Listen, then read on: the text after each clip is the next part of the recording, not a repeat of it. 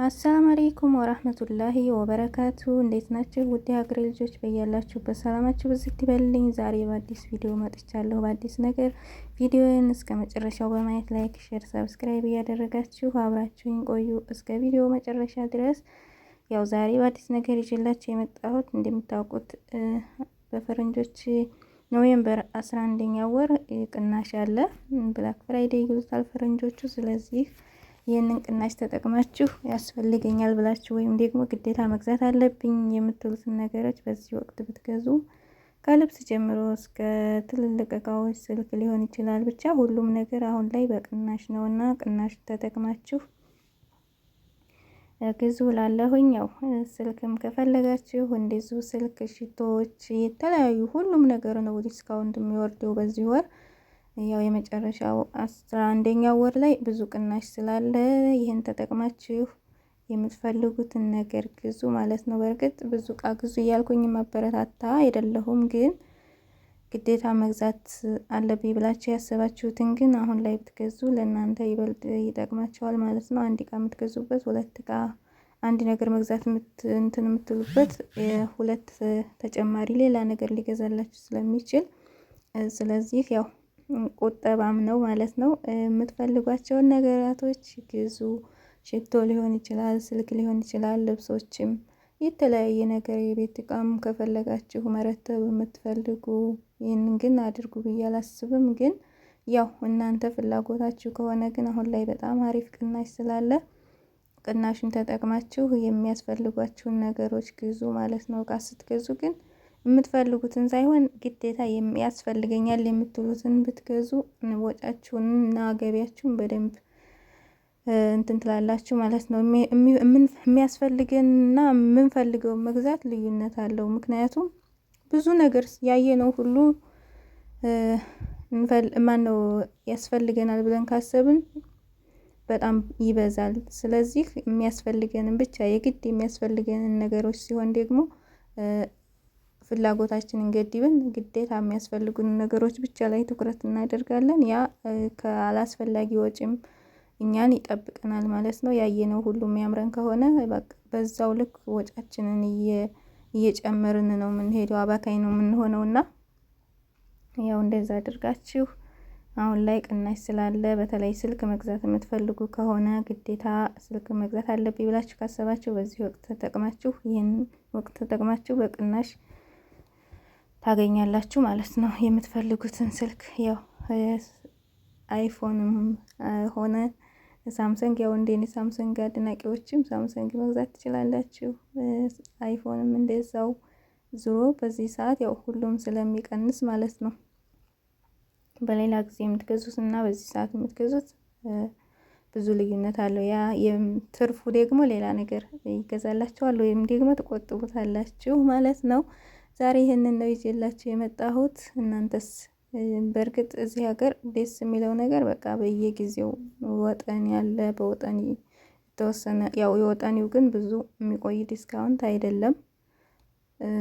የአንድ ሳምንት እንደዛ ከዛ በላይ አይበልጥም። የዚህ ግን እስከ 1 ወር ድረስ ስለሚቆይ አጋጣሚውን ተጠቅማችሁ የሚያስፈልጋችሁን ነገር የምትፈልጉትን ሳይሆን ግዴታ የሚያስፈልጋችሁን ነገራቶች እቃዎች መግዛት ትችላላችሁ።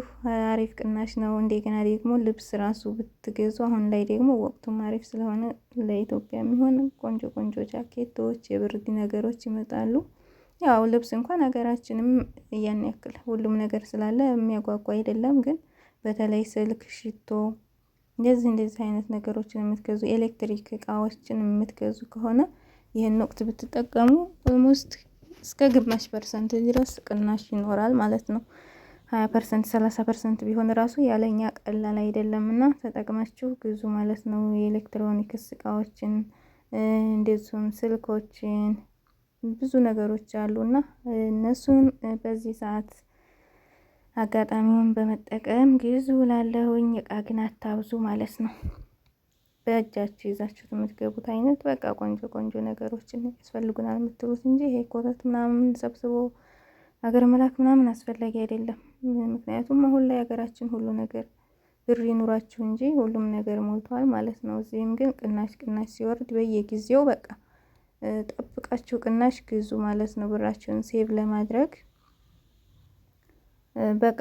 ወይም ደግሞ ርካሽ ቦታ ሄዳችሁ እዚያ አቡ አሽራ ነው አቡ አሽሪን የሚባለው እዛ ሄዳችሁ 50 ሄዳችሁ ከምገዙ በቃ ቆንጆ ነገር ይሄንን ቅናሹን ገዝታችሁ ማነው ቅናሹን ተጠቅማችሁ ቆንጆ ነገር መግዛት ትችላላችሁ ማለት ነው። አረቦች ከሚገዙበት ሄዳችሁ ውድ ከሚባለው በዚህ ሰዓት በኦንላይንም ብትሉ እንደገና ሄዳችሁ ሱቅ የሚወስዳችሁ ከሆነ ብትገዙ በግማሽ ታገኙታላችሁ ማለት ነው። ርካሽ ነገር ግን አትገዙ ይመረጣል። ምክንያቱም ርካሽ ነገር ገዝተ ነው እዛም ሂዶ በቃ አንድ ጊዜ ሲታጠብ ታውቁታላችሁ። አሁን አንድ ልብስ ራሱ በቃ አንድ ጊዜ ሲታጠብ የሚመነች ልብስ አለ። እሱ ርካሽ ቦታ ሄደን የምንገዛው ነው። ግን ቆንጆ ቦታ ሄደን ከገዛን ያው ብሩን በዛው ልክ ነው። ግን ደግሞ ይሄ ቅናሹ ስላለ በቅናሹ እናገኘዋለን ማለት ነው። አንድ ነገር አሁን 300 ብር ቢሆን ዋጋው ዲስካውንት ጠብቀን በ200 ወይም በ150 እናገኘዋለን። ግን ይሄን ያክል አውጡ እያልኳቸው አይደለም፣ ምሳሌውን ነው የምነግራችሁ።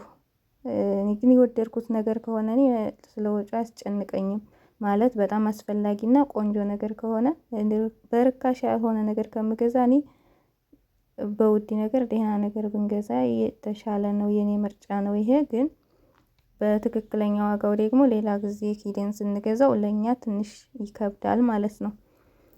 ግን እንደዚህ አይነት ወቅቶችን ጠብቀን ብንገዛ እኛንም አይጎዳንም። እንደገና ደግሞ የገዛነው ነገር በጣም ጥራት ያለው ነገር እናገኛለን ማለት ነው።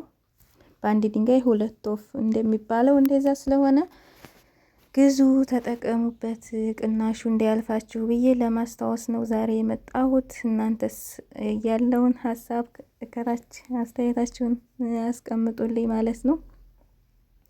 ያው ሁሌም በእርግጥ ቅናሽ ሲኖር ያው አንዳንድ ነገር እያላችሁ በአንድ ጊዜ ባትገዙ በቃ ሁልጊዜም ስለሚኖር በአመት አንድ ጊዜ ብላክ ፍራይዴይ ይኖራል፣ ወጠን ያለ። በእነዚህ ወቅቶች እየጠበቃችሁ እቃዎችንም ሆነ ልብሶችን መግዛት ትችላላችሁ። ልብስ እንኳን ግዙ አልልም፣ ግን ያው ግድ ከሆነባችሁ መግዛት አለብኝ ብላችሁ ካሰባችሁ በሚለው ነው ዛሬ እንግዲህ ያው ሀሳቤን ተደጋገምኩባችሁ ይቅርታ እያልኩኝ ቪዲዮን ደግሞ ላይክ፣ ሼር፣ ሰብስክራይብ እያደረጋችሁ እስከ መጨረሻ እንድታዩልኝ እላለሁኝ። እናንተም እንግዲህ ይህን ነው የምገዛው ብላችሁ ካሰባችሁ ግዙ እላለሁኝ። ስልክም ከፈለጋችሁ ብዙ ነገራቶች አሉና የስልክ አክሰሰሪዎች በሙሉ እነሱ አስፈላጊም ስለሆኑ በዚህ ሰዓት ብትገዙ ትርፋማ ትሆናላችሁ በሚለው ላስታውሳችሁ ብዬ ነው የመጣሁት።